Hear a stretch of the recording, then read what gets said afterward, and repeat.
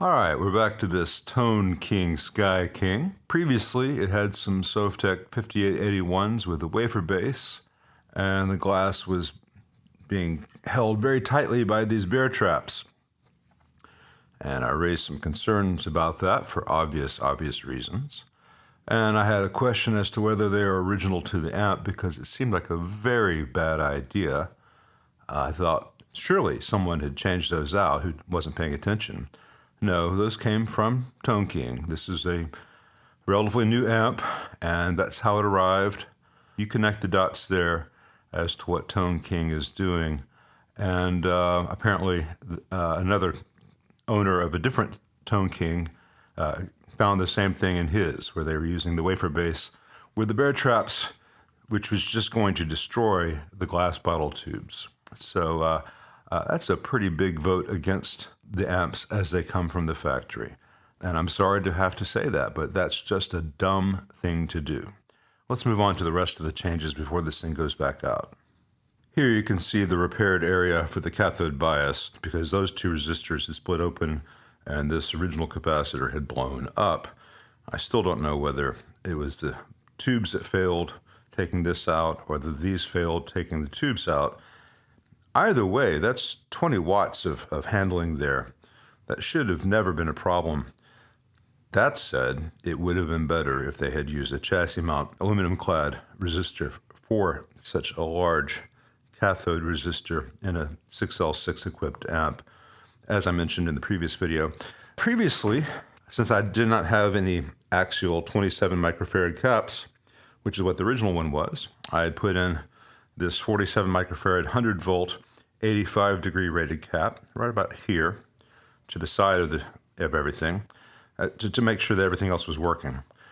But I was not going to send the amp home with that. So I ordered two caps, that little radial 105 degree 27 microfarad there, more on that in a moment. And this 47 microfarad 100 volt 125 degree rated cap because I could place it here or here. But due to the lead links, I could not find let's see if I can get this to do it on camera. I could not find a nice, graceful, secure way to mount it here away from the heat of these resistors and the heat of this tube because that will radiate heat up. And so I nixed that idea and went with this 105 degree rated 27 microfarad, the original value, mounted where the old one was, but farther away from those resistors. It's still pretty close to the heat from this tube. It is an imperfect design that they gave us, and there's just not a good way to mount a capacitor to the side and have it be as secure as this one is. I do have a bit of silicone there because there's some overlap between the cap body and that screw. Hopefully this will be fine going forward. I just cannot think of any circumstance where the 20 watt resistors should have failed to begin with, but I don't know what brand the original ones are. Maybe they had a bad run. I don't know. These icons are nothing special, but neither are they anything bad. They should hold up just fine. And let me power this thing on and see what it sounds like now. Okay, after putting everything back together, I'm still not nuts about how the solder joints are done to the speaker on here. There doesn't seem to be any real strain relief, and there's some excess exposed wire, but can't nitpick everything. Two things. The V1 I already knew was bad in this amp, but that was already been changed out. And V2 on the bench was fine, but when V2 was in the amplifier, it had a glassy, ringy thing. I've been focusing on the rhythm channel. I'm going to test the lead channel as well. Amp doesn't have a lot of clean headroom, even on the rhythm channel. So this is with the 335. That's at the minimum setting where it produces sound. If I turn it up to 9 o'clock, here comes the overdrive. I think if you want this to be very, very clean, you want to use single coils. These are not hot humbuckers. These are relatively low output PAFs. The amp just can't handle the oomph that's there. This only has one input jack. It doesn't have the lower gain input jack like a lot of Fenders and other amps do. So there's not a real good way around that. I guess you could try a 12AY7 if you needed more headroom out of it.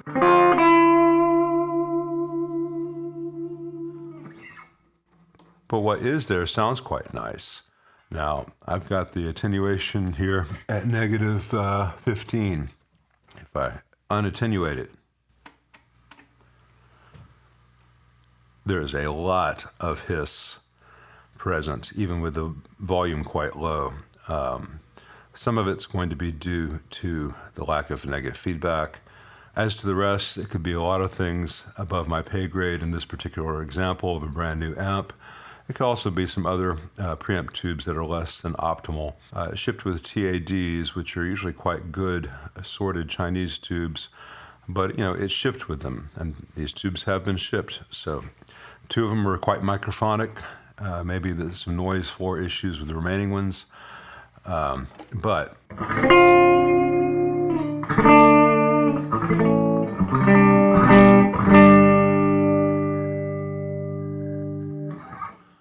the chorus sound is quite nice. It's not going to be to everyone's taste, but it's quite usable. Let's see what's happening with the lead channel as far as noise or microphonics.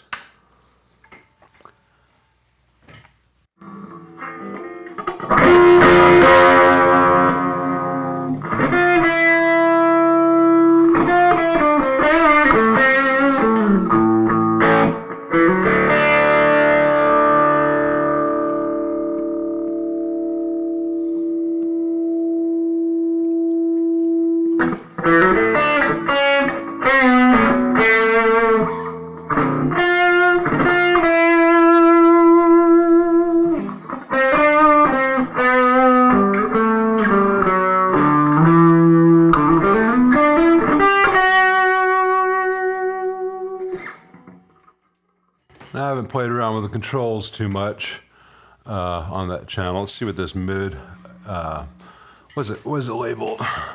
Mid byte does. I've got the tone about noon.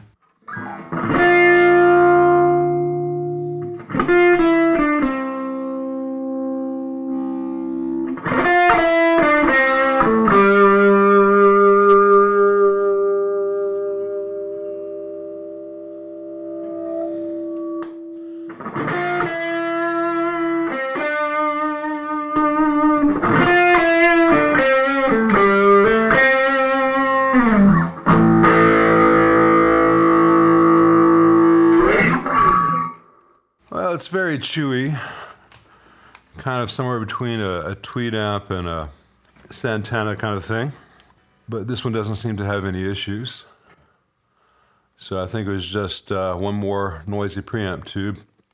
It's a shame that the amp unattenuated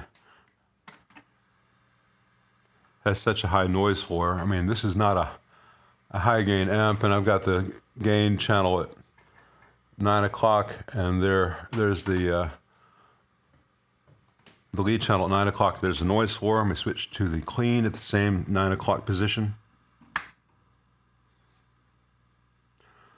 Also quite a bit of white noise, but you turn the rhythm down 2 notches to negative 9 dB. Let's try the same on the lead. And that's still quite loud for most stages, and that white noise is way in the background. So it's all a matter of scale. I had a guy call me after getting his DSL 401C back saying, hey, this thing's got a whole bunch of white noise on the high gain channels. And it did, but the white noise was so far in the background of what you played that, when you use the master volume as it was intended, people don't really notice the white noise because it's drowned, it's way in the background. But if you listen to it by itself, it can be kind of startling. So I'm going to order one more low microphonics tube for V2, and at that point, this amp should be done. So happy thoughts, everyone. Happy thoughts.